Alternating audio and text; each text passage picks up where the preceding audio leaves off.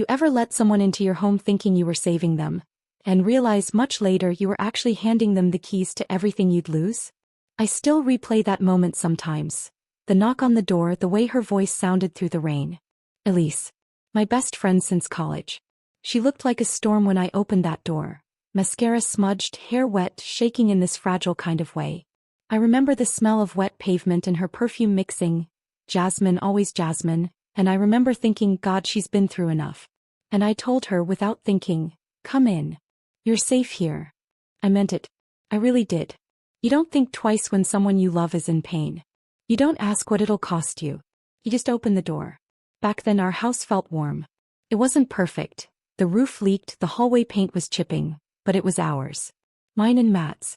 We'd built a quiet rhythm over the years.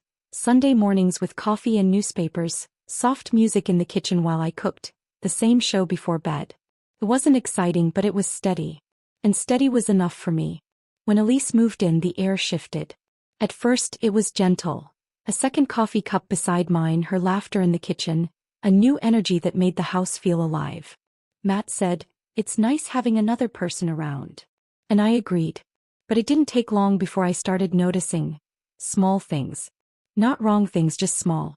The way she called him Matty, like it was a nickname she'd earned. The way he started shaving again every morning. The way dinner conversations went longer when I left the table to do dishes. And then there were nights I'd hear them talking after I went to bed. Not whispering, but softly. Friendly. Familiar. Too familiar. I'd lie there staring at the ceiling, pretending not to care. Pretending I wasn't counting the seconds between their voices. It's strange how quickly your own home can stop feeling like yours. You start to move quieter. You start watching instead of speaking. I remember one afternoon, I'd taken the day off work. The house was unusually quiet. And you know that silence that feels intentional? Like you've just walked into the middle of a secret? That's what it felt like.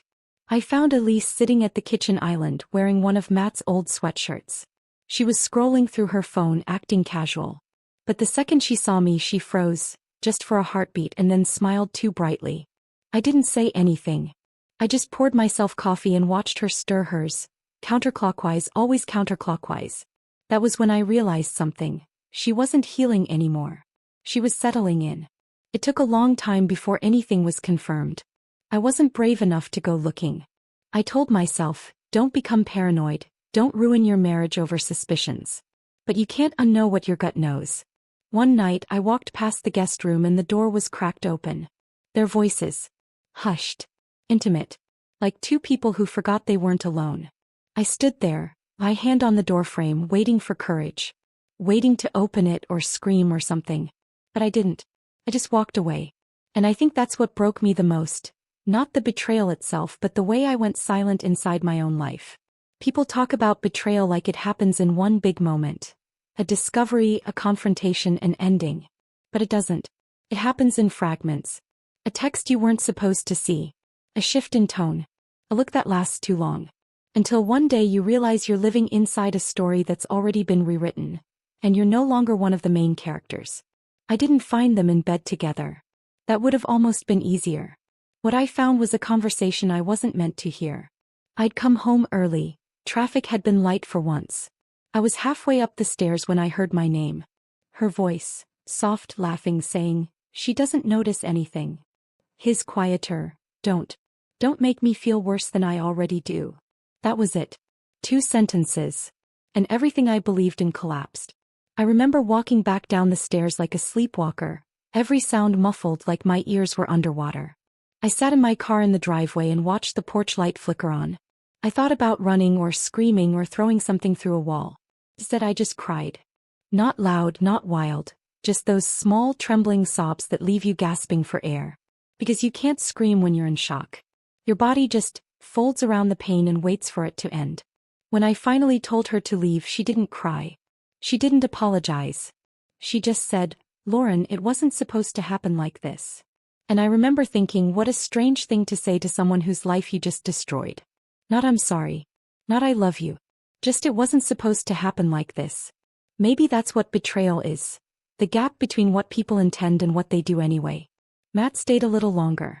Tried to fix things. Tried to explain. But there's no fixing what you stop trusting. Every time he spoke, I heard the echo of their voices behind his words. Eventually he left. And suddenly it was just me, standing in a house full of ghosts.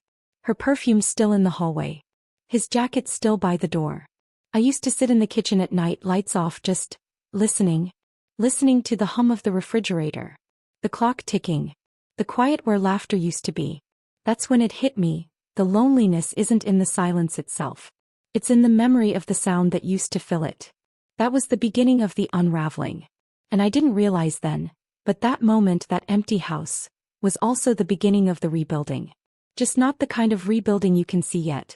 For a long time I couldn't stand the sound of the door closing. Any door. It didn't matter if it was the front one or a cabinet or even my car door.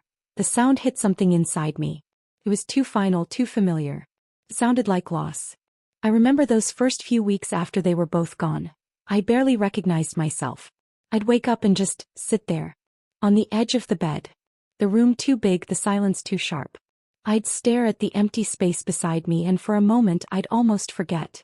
I'd reach over, half asleep, expecting warmth. And then I'd remember. Grief does that to you. Keeps testing you, not to see if you're strong but to see how long it takes before you stop reaching for what's not there. I didn't tell many people what happened. When friends asked where Matt was, I'd say he's staying with family for a while. And when they asked about Elise, I'd say she's getting back on her feet. I don't know why I lied. Maybe I was protecting them, or maybe I was protecting myself. Because once you say it out loud, once you name the betrayal, it becomes real in a way you can't take back. And I wasn't ready for real. Not yet. The house felt wrong without them. I'd walk through the rooms and everything felt staged, like a photo of my old life. The throw blanket folded neatly over the couch. 2 coffee mugs still hanging from their hooks. I'd go to wash the dishes and realize I'd only used 1 plate, 1 fork. And that would hit me harder than anything else. The smallness of it. The way your world shrinks after people leave. I started leaving the TV on all night. Just for the noise. The house needed a heartbeat and mine wasn't enough. Some nights I'd sit in the kitchen with a glass of wine and talk to myself. Not out loud at first, just in my head. Little things like, "You're okay," or "You'll get through today." Then, eventually, the words started slipping out. Quietly at first, then clearer. "Lauren, you're okay. Lauren, just breathe." Sounds pathetic now, maybe. But in those moments it was survival. Because when no one else is left to talk you through it, you have to become your own voice. I tried therapy for a while. The therapist was kind. Too kind almost. She asked me how I was sleeping and I said, like someone who's afraid of her own dreams. She smiled softly, said, "That's normal." But I hated that word. Normal. There's nothing normal about betrayal. There's nothing normal about watching your best friend's toothbrush sit beside your husband's and realizing, you put it there. You made it possible. I kept thinking, this is my fault. I let her in. I trusted too easily. I wanted to help. I gave too much. And maybe that's what scared me most. Realizing my kindness had become the doorway to my own destruction. The healing, if you can even call it that, didn't come in some grand revelation. It came in quiet, ordinary moments. Like the morning I finally washed the bedsheets. Sounds small, but it took me 2 months. I couldn't bring myself to do it. It felt like closing a chapter one hadn't finished reading. When I finally did, I remember the smell of detergent, clean, sharp, almost hopeful. I remember hanging them out to dry and watching them ripple in the wind.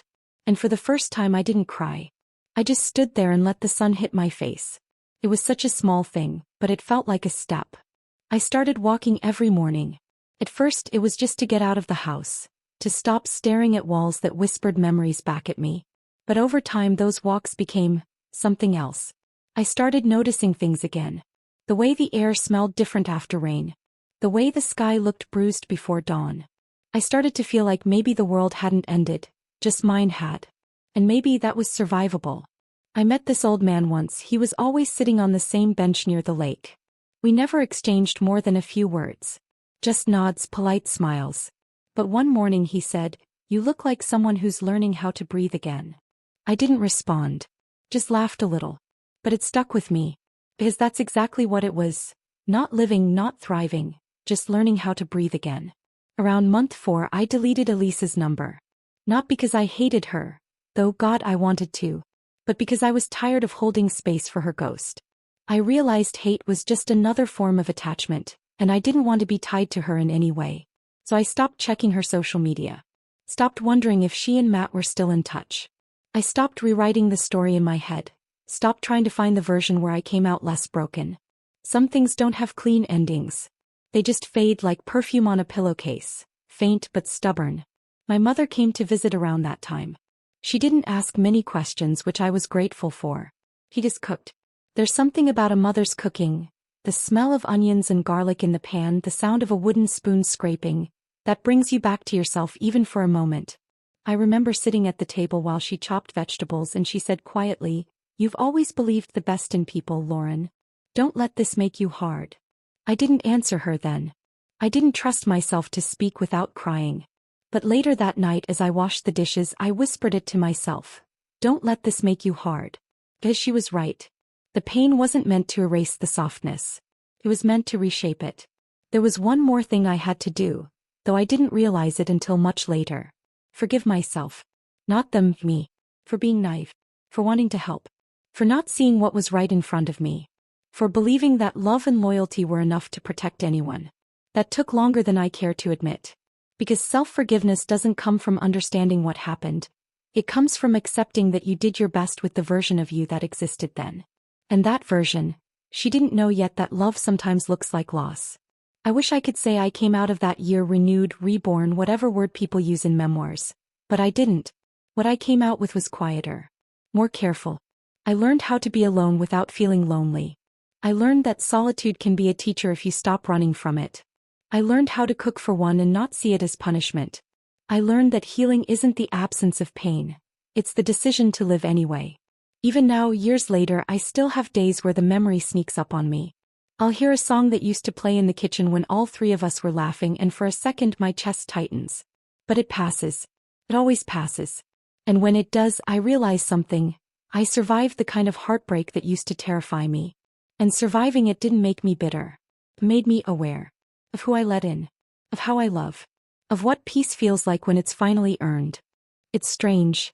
How life keeps moving even when you don't feel ready to. One day you wake up and the light looks a little softer through the curtains. The coffee doesn't taste like regret anymore. You don't check your phone out of habit. You don't flinch at his name. You just exist.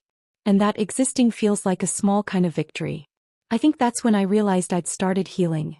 Not when the pain left, but when it stopped being the only thing I could feel. It's funny, people always talk about moving on, like it's some brave leap forward. But I didn't leap. I crawled. Some days I stumbled. Some days I stood still.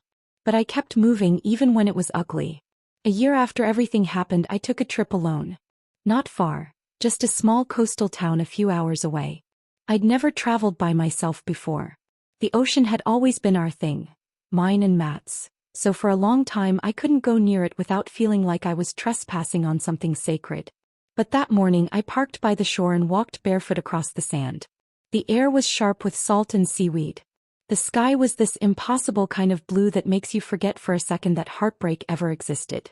And I remember thinking, maybe peace doesn't come when things make sense. Maybe it comes when you stop demanding that they do. I stood there a long time watching the waves erase footprints I'd just made. And I whispered, okay. Not forgiveness, not closure, just, okay. It was the first time I'd said that and actually meant it. People sometimes ask if I ever heard from Elise again. I did. Once. About 2 years later. It was a short message. Something about how she was sorry, how she was in therapy, how she hoped I was happy. I stared at it for a while, my thumb hovering over the screen. And then I deleted it. Not out of anger, but because there was nothing left to say. Some apologies don't belong in words. They belong in the silence that follows. And I'd already found my silence. I didn't need hers anymore. As for Matt, he reached out too a few months after her. Wanted to catch up, maybe grab coffee, see how I'd been. I told him I wished him well and I meant that. But I also knew I could never see him again. Not because I hated him, but because I didn't recognize the version of myself that existed in his presence anymore. He was a chapter. And some chapters aren't meant to be reread. They're meant to teach you how to write the next one differently. Rebuilding wasn't glamorous. It wasn't new jobs or new lovers or dramatic breakthroughs. It was slow. Like learning how to be in a room without reaching for noise. Like grocery shopping without thinking what someone else might want for dinner. Like realizing you can choose the music in your own car and not feel guilty about it. It was learning the difference between loneliness and solitude, and realizing one hurts, the other heals. There was a man I met about a year after the trip. His name doesn't matter much, he wasn't a grand love story, and maybe that's what made it real. We met at a community event. I was volunteering at a food drive, he was helping with logistics. He made me laugh. Not in that charming, intoxicating way that makes you lose yourself, but in a simple, safe way. And for the first time I didn't feel like I was auditioning for love. We went on a few dates. He listened when I spoke. He didn't flinch when I talked about my past. He didn't try to fix me, and I didn't pretend to be unbroken. It didn't last long, a few months maybe, but it left me with something I hadn't felt in years: ease. And that was enough. Because I wasn't looking to be saved anymore. I was just learning how to be known again. I started writing during that time. Nothing serious, just late-night notes to myself.